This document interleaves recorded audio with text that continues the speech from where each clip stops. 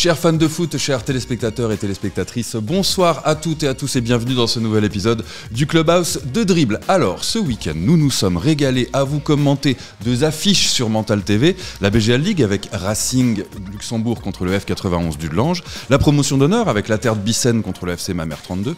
On ne se lasse pas de travailler ensemble, il a l'esprit vif, le langage fleuri, des pulls colorés, c'est Boris Saint-Jalm qui est avec moi. Salut Marco, salut à tous. Ouais, comme tu l'as dit, un super week-end de football. On est payé pour parler et regarder ce qu'on aime le plus. Donc c'est top, il n'y a rien de mieux, franchement. Je suis parfaitement d'accord. En revanche, voilà, à côté de moi, il y a également quelqu'un qui nous régale par ses trouvailles, le géotrouve tout du sport, le Emmett Brown du football. Il est ingénieux, il est fan de foot, il est beau, il est généreux, il s'apprête à me donner une augmentation. C'est Simon Béo. Bonsoir Simon. Voilà, en direct, c'est accepté. Ah. Et pour ce... Donc, bonjour à tous. Mais oui, je vais bien. Mais oui. Merci pour cette superbe introduction. Je t'en prie, c'est évidemment dans la plus grande sincérité. Alors pour cette émission, nous accueillons un invité de prestige. Il a été sacré meilleur entraîneur de BGL League en 2023, formé à Saarbrücken, puis à Metz. Il a évolué comme milieu en Allemagne, en Suisse, en Pologne et au Luxembourg aussi, à Dudelange et à Pétange. Cette saison avec le club de la capitale, c'est 11 victoires, actuellement 5e du championnat. Avec nous ce soir, c'est Yannick Kagoko. Bonsoir Yannick. Bonsoir à tous. Merci d'avoir accepté notre invitation. Merci à vous. Évidemment content d'avoir pris un point, même si ça aurait pu être une victoire samedi contre Dudelange. Oui, je crois que ce point-là était mérité, surtout la deuxième mi-temps, mais en général, oui, quand même satisfait d'avoir pris ce point-là. Très bien, on reviendra sur ce match de samedi puisque au sommaire nous allons analyser la 20e journée de BGL League, faire le point sur la course à l'Europe dans laquelle le Racing est toujours en course, le focus sur le Racing Luxembourg avec notre invité, nous projeter sur la Coupe de Luxembourg, revivre le choc des titans au sommet de la PH, mais aussi la Coupe des Dames, la Ligue 1, c'est tout ça, le Clubhouse de Dribble. Ce week-end avait donc lieu la 20e journée de BGL League et elle a débuté samedi avec 6 matchs à 18h. La jeunesse Esch s'est fait surprendre à domicile, équipe invaincue à domicile jusqu'à samedi puisque Ostert est allé faire l'exploit de gagner donc au stade de la Frontière 3-0. Dans les autres rencontres, Rodange a neutralisé sur sa pelouse le Progrès Niederkorn et repart avec le point du match nul 1-1. Strassen a fait le boulot face au Fola en s'imposant 3-0 comme Differdange 2-0 face à l'Union Titus Pétange. Le Victoria Rosport a réussi à égaliser contre le Swift Espérange et repart aussi avec un bon point du match nul 1-1. 1-1, c'est le score également donc, du Racing qui recevait le F91 du Delange. Dans les matchs de dimanche, Mondorf est allé s'imposer sur la pelouse de Wiltz 2-0 et Bétambourg a vaincu Monderkange 2-1, ce qui nous donne au classement donc le leader differdangeois qui a désormais 12 points d'avance sur son dauphin du Delange. Et puis derrière, à 4 points du deuxième, nous avons le Swift Espérange et Luna Strassen, donc avec 39 points, le Racing légèrement décroché avec 37 points et 5e en bas de classement. Ça ne bouge pas, Bétambourg et Rodange sont toujours barragistes, Monderkange est un point devant le Fola Esch. Quel match, quel résultat vous retenez de cette 20e journée de BGL League ? Je vais prendre la parole, ça ne pourra pas me piquer mon match. Très bonne stratégie. Je pense que la performance sur le match de l'US Ostert et depuis la reprise est à signaler, à bien signaler. Donc comme tu l'as dit, la jeunesse était invaincue sur son terrain, une victoire 3-0 et puis ça confirme le bon début de phase retour. Sans Kenan en plus. Sans Kenan Abduzinovic. Boris, je crois que tu avais une stat à propos d'Ostert, c'est la meilleure équipe à part Differdange et Strassen. C'est ça, à part Differdange et Strassen. Sur les 7 derniers matchs, ils ont pris 16 points. Donc voilà, on peut le dire, maintenant le maintien est quasiment assuré. Ouais, ils sont bien en milieu de tableau. Là, ils sont en milieu de tableau, entre mous. Ils gagnent des matchs sans Kenan, donc ça montre aussi qu'ils ont un beau collectif. Tranquillement, sans trop de pression. Bravo pour un promu. Et 10 points d'avance sur le premier barragiste. Oui, il faut aussi dire que les promus ont souvent énormément de difficultés la première saison. C'est clair. Voire même la seconde, si ça se maintient. Donc, ils ont bien fait le taf, bravo. Boris, toi, quel est le résultat que tu retiens de cette 20e journée ? Moi, je vais partir sur le match du Swift, le Rosport Swift, parce que le Swift, ça fait quand même 3 matchs nuls depuis la reprise. Donc, il y a eu la jeunesse. Alors, comme tu l'avais dit, aller jouer à la Jeunesse, c'est jamais cadeau, mais ils ont fait nul contre Monderkange aussi, dans un match où on s'attendait pas forcément à ce qu'ils perdent des points. Et là, tu avais un duel entre 2 concurrents directs à l'Europe ce week-end, le Racing et Dudelange. Tu te disais potentiellement que le Swift pouvait aussi commencer, tu vois, à grappiller un petit peu sur Dudelange et faire peut-être un petit écart en fonction du résultat, et ils ont fait nul. Donc moi, je pense ça glisse, ouais, glisse tout doucement. Ça glisse vers, tout doucement. Ils n'ont ouais. pas joué une seule grosse équipe. Ouais. On va dire du top 5, top 6 sur les 5 premiers matchs. Là, ils ont fait 3 nuls. Donc, on va voir ce que ça donne. De toute façon, je pense qu'on en reparlera tout à l'heure. Mais je pense que c'est à signaler le Swift qui avance doucement.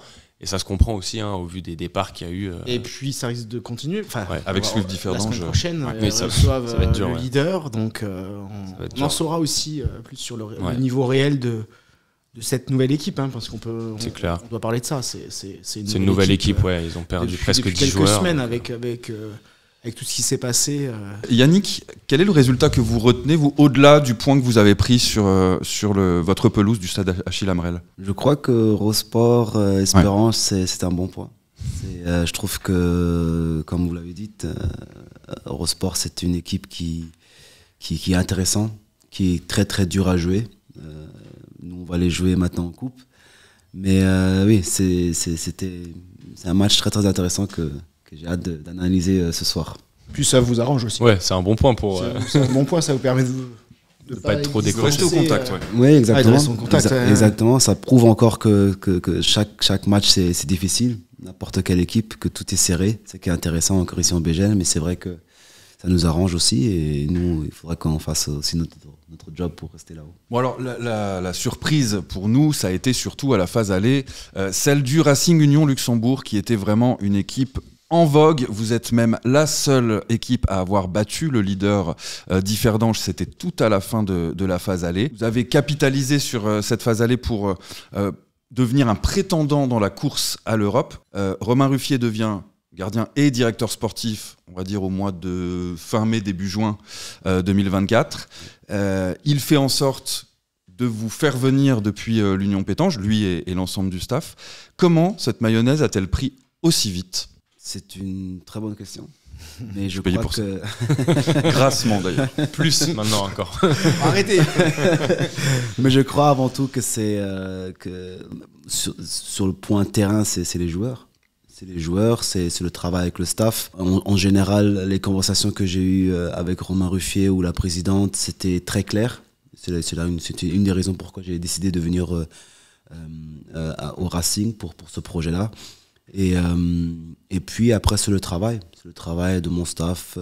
C'est comme j'ai dit, c'est les joueurs qui ont été en forme. C'est tout ça qui... Il y a une méthode. Il y a une méthode Kakoko quand même. Ma méthode, c'est avoir des bons joueurs et de travailler avec des personnes autour de moi qui ont la même, qui ont une passion comme moi j'ai.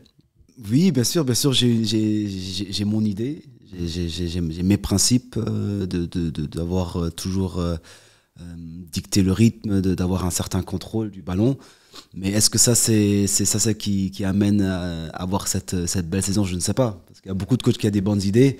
Sûr. Mais alors c'est l'adhésion des joueurs, vous arrivez à avoir l'adhésion des joueurs? Oui, je crois qu'on était très clair. Comme je dis, on était très, très clair avec Romain. Quel joueur déjà on prend? Parce qu'on a quand même changé 90% de l'effectif.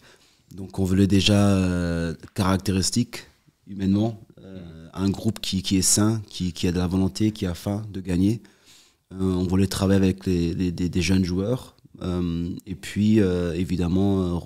Pour Romain, on a fait presque, à part Joachim Kada, on a fait tous les transferts ensemble. Et je reviens à ce que j'ai dit, c'était un travail qu'on a fait tous ensemble. C'est pas que la méthode Kakoko. Non, mais ça fait partie. Mais c'est clair, c'est clair que c'est dans le projet. Parce que changer 90% d'effectifs ou de l'équipe et redémarrer et être efficace tout de suite, c'est fort. Vous bossez bien. Ouais. J'aime bien aussi.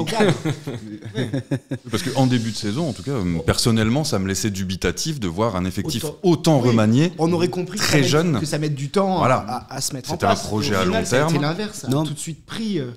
Non, bien sûr. Souvent, ça joue à des détails aussi en début de saison, ça s'enchaîne bien. Mais non, bien sûr, on est conscient que ça peut prendre du temps. C'est toujours un peu un risque. Mais c'est ça qu'on voulait. On voulait renouveler ce projet, un peu l'identité au Racing. notamment avec la philosophie du jeu. Rajeunir l'effectif qui a eu les dernières années aussi au Racing. Et toute cette philosophie, toute cette idée, cette idéologie du football, c'est ce qu'on voulait. Et on est très content que ça a pris tout de suite forme avec les résultats, mais aussi surtout avec le style de jeu où là, moi personnellement, je suis content. Et justement, tu parles de style de jeu. On sait que même les très grands coachs sont ceux qui arrivent à s'inspirer d'idées à droite à gauche. Toi, c'est quoi tes modèles, on va dire, parmi les coachs actuels là? Si t'en as.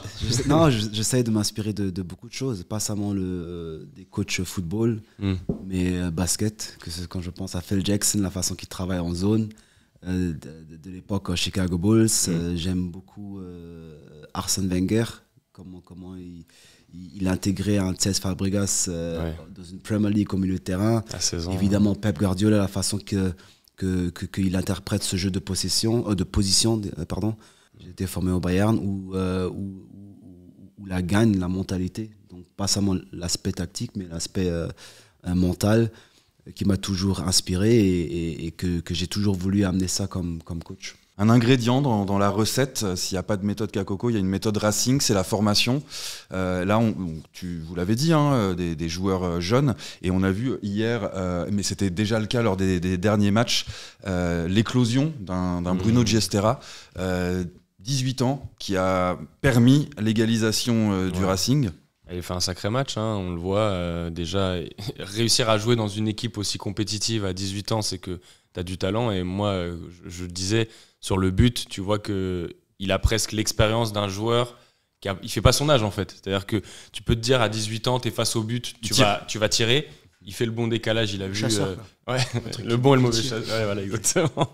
Et il fait le bon décalage et derrière ça fait but. C'est aussi là-dessus que tu vois et tu comprends pourquoi le coach, il pourra mieux nous en parler que nous, mais il n'hésite pas aussi à faire jouer des jeunes joueurs qui viennent de l'académie parce que la qualité de l'académie, elle est plus approuvée aujourd'hui. Et puis il faut dire que les jeunes sont aussi bien encadrés par des cadres d'expérience. Quand devant tu as un leader, et je le vois comme ça, comme Mabila, ça aide et ça tire tout le monde vers le haut, je pense. Comme de l'autre côté, avoir Romain Ruffier dans les buts. Effectivement, j'allais dire à l'opposé d'avoir un gardien comme Romain Ruffier. Non, c'est bien construit. Enfin, en tout cas, ça vous donne raison pour l'instant.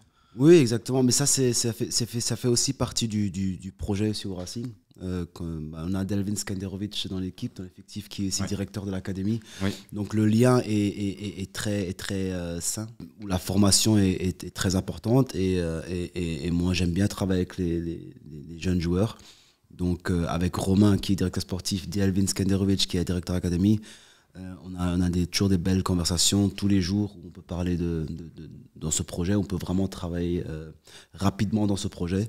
Et ça fait évidemment plaisir après avec un Bruno Giestera ou bien un Julien Maurice et encore d'autres jeunes joueurs de travailler. Ça fait vraiment plaisir en ce moment d'être au Racing. On distribue les bons points et on est très heureux de voir le club de la capitale à ce niveau, mais la reprise en 2025 a été quand même difficile, catastrophique même, avec 0/9 les 3 premières rencontres. Rigole pas, Marc. Non, attention là. Non, genre, mais t'as tout à fait raison. Catastrophique dans le fait que les résultats qu'on a pris dans les points, quand on regarde que ça, c'est pas bon. C'est pas du tout, c'est pas ça qu'on voulait. Mais moi, je suis quand même très optimiste parce que dans ces résultats, j'ai pas vu une équipe qui a fait des mauvais matchs. À part Vils, la première mi-temps que j'ai pas du tout aimé, mais je crois que il y avait aussi une certaine nervosité. Le premier match à Vils. Mais sinon, quand je regarde la deuxième mi-temps, où Ralf Schoen fait un super match.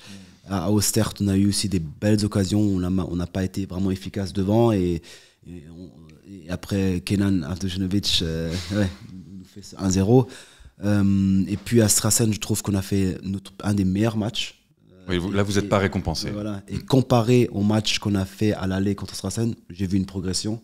Donc sur ce fait football et dans ce projet, dans ce procès aussi de former, de s'établir, de progresser dans le style de jeu, de s'établir dans des matchs où on sait qu'on peut gagner, je trouve que c'est très bien, mais les résultats n'étaient pas bons. Ouais. On a l'impression quand tu parles que presque la qualité de jeu proposée, le contenu est plus important presque que le résultat. Est-ce que c'est le cas ou... C'est toujours difficile de dire le cas. Parce que ça rassure d'avoir un bon contenu malgré la perte de points. En tout cas, c'est déjà ça. C'est clair. C'est déjà ça, c'est même très important. C'est clair que les résultats sont très importants parce que sinon je suis pas très longtemps au Racing, je crois. Mais ça, c'est une question pour Romain. Mais c'est clair que, comme j'ai dit, on a changé 90% de l'effectif. On a une philosophie au Racing qu'on veut établir et on est conscient que ça prend du temps. Et on est conscient que là, on a fait une première phase aller qui était très bien. Au-delà de vos ambitions, peut-être ? Oui. Il est ambitieux quand même. Oui, je suis ambitieux parce que je veux gagner tous les matchs. Oui. Je veux gagner tous les matchs et ça resterait. Donc, tout paysage, tout ce contexte, Ouais. on comprend évidemment que ce n'est pas facile et qu'il faut aussi être patient. Et ça fait partie aussi, avec une jeune équipe, de rentrer peut-être dans une phase qui est difficile. C'était le cas et maintenant on essaye étape par étape, match par match de s'en ressortir de cette phase-là. Aujourd'hui, malgré le début de phase retour plus difficile, l'objectif c'est d'aller chercher l'Europe maintenant que vous y êtes proche. Oui, mon objectif déjà c'est de gagner contre le sport. À court terme. La coupe, effectivement, les Parce que huitièmes de coupe. la coupe, ça peut être un chemin vers l'Europe. Oui, c'est aussi un chemin, effectivement. Et même peut-être plus rapide. un meilleur chemin, direct au deuxième tour. Oui. Non, à court terme, évidemment. Et puis après contre Mondorf. Mais je dis court terme parce que football, ça va tellement vite. Oui, bien sûr. Et c'est que je suis dans la façon qu'on essaie de jouer au football, on essaie de contrôler les choses. Mais le principe, c'est une chose que j'ai appris aussi là où j'étais formé. C'est que c'est ça le plus important. C'est le travail jour par jour et c'est pour ça que j'aime bien parler tout à bord court terme. Évidemment, long terme, je vais être champion. Differdange est aujourd'hui inatteignable, même Dudelange à un degré moindre. Un petit matelas qui voilà. commence. Mais quand on voit le Swift sur une phase plutôt descendante, on se dit que ça va se jouer avec Strassen, vous, le Swift, le progrès s'ils arrivent à revenir, mais ça nous semble aussi délicat. Justement, merci. La transition est toute trouvée. Transition pour mon débat. Je peinais Quelle passe à essayer de décisive. reprendre le contrôle du ballon. Et merci. La Numéro 10, belle là. transversale. Voilà. Moi aussi, je mérite une augmentation. C'est la question du jour. Swift, Strassen, Racing, qui sera le troisième européen si on met de côté évidemment Differdange et peut-être, tu l'as dit Boris, Dudelange qui a un tout petit matelas de 4 points, c'est pas grand-chose après la 20e journée. Donc, quelle équipe, selon vous, voyez-vous occuper cette troisième place européenne ? Peut-être qu'il y en aura effectivement une quatrième avec la coupe. Allez, je me lance. Moi, je pense, comme l'a dit Simon, on voit le Swift qui ralentit un peu. Le Swift, je vais les mettre peut-être un petit peu derrière et je pense que ça va se jouer. Il va y avoir une grosse lutte entre le Racing et Strassen. Si je dois me risquer au jeu des pronostics, je mettrais peut-être un petit avantage pour le Racing parce que pour moi, ils ont le calendrier qui est le plus favorable, entre guillemets. De ce point de vue-là, je me dis que ça peut jouer en leur faveur. Ils reçoivent le Progrès à la maison, ils reçoivent le Swift à la maison. Ils ont déjà joué Dudelange et Strassen. Donc ça fait déjà 2 équipes du top 6 qu'ils ont joué. C'est la seule équipe parmi les autres prétendants à l'Europe qui est dans ce cas-là. Et puis Strassen, même si pour le coup depuis quelques semaines / mois, depuis l'arrivée de Stefano Bensi, c'est très costaud. Strassen, hormis donc la victoire contre le Racing, il n'y a pas eu de gros adversaires. Pour ces petits inconnus-là, ces petits arguments, je mettrais peut-être le Racing un petit peu au-dessus. Après, je tombe pas de ma chaise. Quand t'étais pas là, il m'a dit dans son minute. Je suis démasqué. Donc le Racing. Pour moi, le Racing, si je dois me donner mon avis. Moi, je vais pas m'aventurer à parler du Racing plutôt que Strassen ou inversement. Moi, je pense que ça devrait se jouer entre effectivement ces deux équipes-là. Sur ce qu'on voit ces Donc dernières... le Swift, on oublie. C'est justement ce que je voulais expliquer. C'est que sur ce que je... Non, mais sur ce que je vois ces dernières semaines... le Swift a de grandes difficultés. Peut-être le Swift, c'est pas que sportif aussi, il faut le dire. Ouais, oui, non, mais la conséquence c'est sportive dans le sens où ils ont perdu beaucoup de joueurs. Mais on sait pas dans quel état d'esprit sont les joueurs, comment ils sont. On a entendu récemment que c'était probablement... Stolz a joué Oui, il a joué. La semaine dernière, il parlait de... Ouais, Voilà, donc on sait pas trop jusqu'où ça va aller, comment ça va finir. Si par malheur le Swift venait à perdre dimanche, ce qui est probable contre le leader... Differdange, ça va commencer à faire beaucoup sur la série. Moi, j'ai été agréablement surpris par le niveau de Strassen justement contre vous au Racing. Je trouvais que c'était plutôt équilibré. Je les ai sentis malgré tout un poil au-dessus ou un poil plus. Peut-être qu'il y avait le doute de la défaite de la semaine d'avant pour les joueurs du Racing. Moi, je trouve que Strassen est costaud quand même. Donc plutôt Strassen alors. Mouille-toi, allez. Non, je veux pas me mouiller, mais ça va jouer sur les effectifs, ça va jouer sur les blessés. Mais je trouve qu'en termes de niveau, c'est très équivalent entre votre équipe et Strassen. Après, et depuis l'arrivée de Benzi, il faut dire que ça fonctionne bien. Ouais, ça fonctionne bien, mais moi je pense que justement c'était l'argument que j'avais pour après si Strassen pas fini 3e, je tombe pas de ma chaise, qu'on s'entende. Mais c'est pour ça que moi je mettais le Racing un peu devant, c'est que aussi sur la première partie de saison, t'as des matchs justement contre les gros où t'as fait le boulot. T'es la seule équipe qui a battu Differdange, on l'a déjà rappelé. T'as battu Dudelange là-bas, au Jos Nosbaum, donc c'est pareil, c'est pas courant. T'as battu le Swift en coupe, t'as fait nul à Niederkorn. Ça a fait mis bout à bout, ça fait beaucoup de matchs où contre les gros, bah t'as pas beaucoup perdu. Ça va être serré jusqu'au bout en tout cas. Et Strassen est sur une dynamique intéressante. Ils ont joué l'Europe alors avec pas mal de circonstances cette année, donc ils ont acquis de l'expérience. Et puis ils ont aussi cet objectif de jouer l'Europe avec leur nouveau stade. Alors, est-ce qu'il sera homologué? D'ailleurs, je suis même pas sûr. C'est lui le régulateur de jeu. Alors, Yannick, je ne vais pas vous demander, vous, de vous positionner, parce qu'évidemment que c'est le Racing que vous voyez européen, mais il y a un autre classement qui est celui des buteurs, où on a là, à l'heure où je vous parle, 5 meilleurs buteurs égalité avec 14 réalisations. Et il s'agit de Samir Hadji pour Dudelange, de Dominique Stolz avec son but hier pour le Swift, de Mathéus pour Strassen, de Mabella pour le Racing Union Luxembourg et de Kenan Abduzinovic pour Ostert. Allez, qui va finir meilleur buteur selon vous, Yannick? Je pense que ce sera Yann, évidemment. Il est bon quand même. Non, il est bon. Il est bon, il nous fait vraiment du bien. On a parlé tout à l'heure de Bruno Gestiera et de l'encadrement, et Yann fait partie de ses leaders. Il est bon sur le terrain, mais moi, ce qui m'impressionne le plus, c'est autour du terrain. C'est quelqu'un qui est calme, qui parle pas beaucoup, mais quand il parle, on l'entend. Et c'était un très bon leader, et j'espère qu'il continue comme ça. Mais s'il continue comme ça, c'est lui qui sera vainqueur. On a eu le plaisir de l'inviter sur ce plateau au Clubhouse de Dribble en début de saison. Et effectivement, il nous avait, hors caméra, promis qu'il allait tenter de terminer meilleur buteur. En tout cas, il est en lice. Il est dans les clous, c'est clair. Effectivement. Alors, des buts, on en a vu en BGA League, mais également en promotion d'honneur. C'est le moment de faire le point sur cette 19e journée de PH. Une 19e journée de promotion d'honneur qui débutait dès vendredi soir avec 2 matchs au programme. La Licentia Steinsel qui s'est imposée face à la Jeunesse Canache 4-1 et Kergen qui a fait le carton du week-end 9-0 contre la Lanterne Rouge Sandweiler, travaillant sa différence de but et donc reprenant le rôle de leader à Mamère qui est allé défier la terre de Bissen sur sa pelouse. C'était donc le choc de cette affiche, on va y revenir dans un instant, sur ce choc entre le 2e et le 3e. Sur les autres terrains, la Résidence Valferdange et Rumelange se sont séparés sur un match nul 2-2. Match nul également entre Cupchon et l'Avenir Beggen 1-1. Et puis, il y a eu des buts dans le duel des descendants entre le Mariska Mersch et Chifflange qui sont en danger pour une 2e descente d'affilée. C'est Mersch qui s'impose 3-2. Le Berdenia Berbourg est allé déloger Canache de sa place de barragiste à la 4e place, donc en battant Feulen 1-0. Et puis, Luxembourg City s'est imposé à l'extérieur sur la pelouse de l'Etzela et Telbruck. Le Mariska Mersch respire un petit peu, mais toujours barragiste. Ça va mieux pour Mersch quand même, ça a quelques succès là, Benny Brech qui claque quelques buts. Oui, c'est réveillé. Ouais. Brech. Alors, quelqu'un qui n'était pas endormi, mais qui n'avait pas marqué le week-end passé et qui cette fois-ci a mis un doublé un peu contre le cours du jeu. Il s'agit de Michael Jagger. Alors lui, il est vraiment très loin, seul en tête du classement des buteurs en promotion d'honneur. Il marche 23 buts en 19 matchs. Il est costaud, hein. Ouais, c'est fort. Là, en plus, sur les matchs comme ça, c'est là que tu vois l'expérience, la qualité du joueur. Il n'a pas fait un match tu exceptionnel. Le vois pas trop. Il a 2 occasions, 2 buts.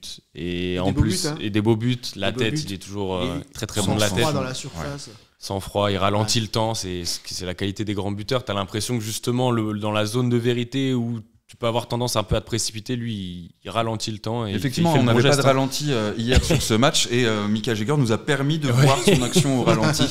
Très très fort. Ouais, on a vu un beau match, il faut le dire. Ouais, c'était un très beau match. Entre le 2e et le 3e. Très animé. Bissen, peut-être. La défaite est sévère, le score est sévère, je trouve. Ouais, le score est sévère. Après, c'est aussi ça qui fait la différence. Si tu as 6-7 occasions et que tu n'es pas capable d'être tueur devant le but, derrière, tu es puni. Hein. Ils ont manqué d'efficacité, évidemment. Ils ont manqué d'efficacité, mais d'application, je pense, devant le but. Après, ma mère, c'est costaud aussi défensivement. Ouais. Oui, ma mère a quand même poussé l'accélérateur pour aller marquer et rattraper la différence de but de Kerjen. Ouais, c'est ça. Et puis même, tu vois, quand ils mettent le 2-0 et que Bissen met le 2-1 dans la foulée, tu te dis, oula, parce que Bissen, c'était quand même sur une bonne dynamique. La fin de match, elle peut être un peu tendue. Et non, franchement, ils ont géré... un peu aussi, comme disait Yannick tout à l'heure, la qualité aussi des grandes équipes, c'est de réussir, tu vois, à gérer temps fort, temps faible. Et justement, ma mère, ils ont quand même eu un gros temps faible. Ils ont eu la tête sous l'eau pendant, on va dire, de la 25e à l'heure de jeu où ils marquent le deuxième.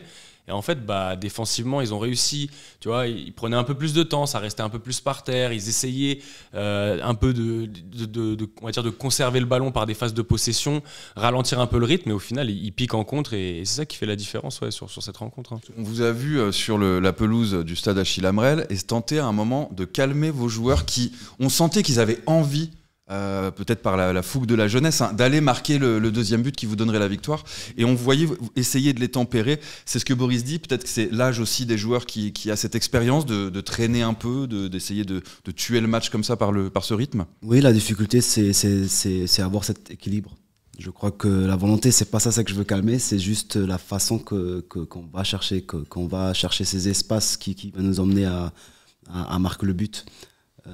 Parce que pour moi, on perdait trop vite le ballon et pour garder ce temps fort, des fois, il faut être un peu plus patient. Il faut jouer plus vite horizontalement que verticalement pour trouver vraiment les trous.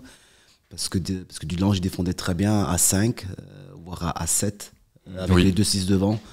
Donc c'était difficile pour nous et comme tu le dis, une équipe qui est jeune, qui a beaucoup de volonté, mais après pour les contre-attaques, tu as des joueurs comme KMR qui rentrent, ça peut faire mal. Donc, c'était juste ça, mon intention de rester zen dans la tête malgré l'énergie qu'on a gagnée avec le but. Et donc, oui, d'essayer de garder le rythme pour vous.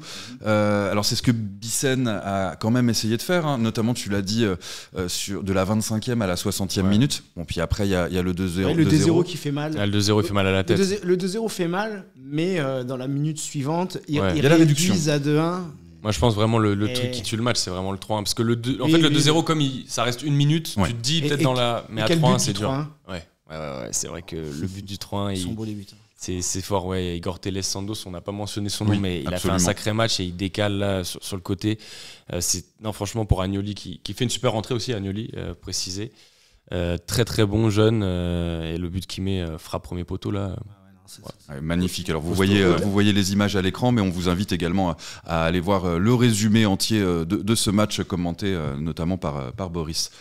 Par Marco aussi. Au-delà de la qualité du match, il faut aussi souligner les infrastructures de Bissen. Ah ouais, c'est clair. On était bien, c'était chouette. Ah ouais. Tu es déjà allé, Yannick? Je suis déjà allé c'est incroyable. L'année dernière avec Pétange, et c'est magnifique. C'est magnifique. La pelouse, c'est un billard. La pelouse parfaite. Donc effectivement, ce sont des infrastructures qu'on aimerait bien voir aussi en BGA League plus souvent. Ouais. Ça commence à monter. Après, c'est vrai que le niveau commence à monter. On va avoir Strassen, il y a des infrastructures. Dudelange aussi va faire des travaux. La jeunesse, le Fola, Vils, Dudelange va faire des travaux. Vils, c'est très bien. Racing aussi, je crois. Le Racing, ça commence à... Un beau terrain. Oui, le terrain est très bien. C'est quand même le plus important, on va dire, pour les joueurs. Bon, ça jouait également chez les dames. La semaine passée, en coupe, il y avait les quarts de finale en Coupe des Dames. Et donc, nous avons les 4 équipes qualifiées pour les demi-finales. Il s'agit des 4 équipes de Ligue 1. L'Entente Wormeldange, le FC Mamers, le Racing et le FC Differdange qui s'est imposé au tir au but. Quand même, hein. Alors c'était dur et c'est dur en ce moment pour le FC Differdange chez les dames. Le nul concédé contre Mamers à domicile la semaine d'avant. Le nul en coupe, même elles se sont imposées au tir au but. Et un nouveau nul, cette fois-ci, contre la Lanterne Rouge, l'Union Mertert Wasserbillig, puisque le match s'est soldé par le score de 1 but partout. Sur les autres pelouses ce week-end, la Jeunesse Young Leinster et le SCL se sont partagés également les points. Il y a eu 3-3. Le Racing a écrasé Mamers 5-0. L'Entente Wormeldange est allée s'imposer à domicile dans un match qui va compter en bas de classement contre les Young Girls de Diekirch. Et puis le Swift a donné une belle claque à Osingen Norden en s'imposant 14-1 et en soignant sa différence de but puisque les coéquipières de Amy Thompson sont maintenant à plus 69. 38 points au classement, toujours derrière le Racing, seul en tête, hein, les Racing Women. Et puis en bas de classement, donc c'est l'Entente Osingen-Norden et l'Union Mertert-Wasserbillich. Alors pour les playoffs pour le titre, hein, nous avons encore la Jeunesse Junglinster d'Ifferdonge et elle qui vont se partager à 3 les 2 places. Ça promet une belle fin de saison. Et puis on va jouer également en coupe ce mercredi, on en parlait tout à l'heure, puisque le Racing va recevoir le Victoria Rosport en 8e de finale. Et puis les 7 autres matchs, nous avons des confrontations directes entre pensionnaires de BGA League, donc Victoria Rosport contre le Racing, Ostert qui va recevoir Luna Strassen, la Jeunesse qui recevra le Progrès Niederkorn, donc tout cela c'est mercredi à 20h, et nous avons des autres matchs. Canache qui reçoit le FC Vils, le pensionnaire de D2, le Minerva Lindgen qui va recevoir Belval-Belvaux, actuellement premier de Division 1, Bastendorf reçoit le F91 du Lange, Weiler-Latour recevra enfin l'Union Titus Pétange, et puis on aura un choc entre les 2 leaders de BGA League et de promotion d'honneur, puisque Kerjeng va recevoir le FC d'Ifferdonge. Il y a des beaux matchs. Allez, si je dois m'aventurer à dire, il y en a un où je mets la petite étoile, le petit astérisque, c'est peut-être le Osterstrassen, le remake du match de championnat d'il y a 10 jours, où Corail Oscan avait marqué à la fin. Les perfs d'Ostert, c'est ça. On peut se dire, t'as 2 des meilleures équipes du championnat actuellement, donc ça va pas être simple. Ça c'est un match qui... Je mets la petite étoile dessus. Même le choc des leaders, c'est cool aussi. Hein. Ouais, ça c'est sympa. Oui, avec Kerjeng Differdange, c'est sympa, il y aura du monde, ça va être un beau match. Personnellement, je garderai un petit œil quand même sur Racing Rosport parce que Rosport déjoue les pronostics en ce moment, en concédant le match nul, en allant plutôt gagner le point du match nul contre le Progrès Niederkorn, contre le Swift Espérange. Donc attention Yannick Akoko à cette équipe de Rosport. Il le sait. Qui s'est renforcé cet hiver avec Jodel Dessous, mais qui n'avait pas forcément besoin de ça pour être une équipe difficile à jouer. Comment vous l'abordez cette rencontre ? Rosport, hein, comme vous l'avez dit, Rosport c'est une très très belle équipe. Ça va être très très difficile à la maison. C'était très difficile chez eux, mais je connais bien le coach Martin Forkel, que j'apprécie beaucoup. Et je sais que c'est toujours. C'est tous les deux l'école allemande. C'est vrai.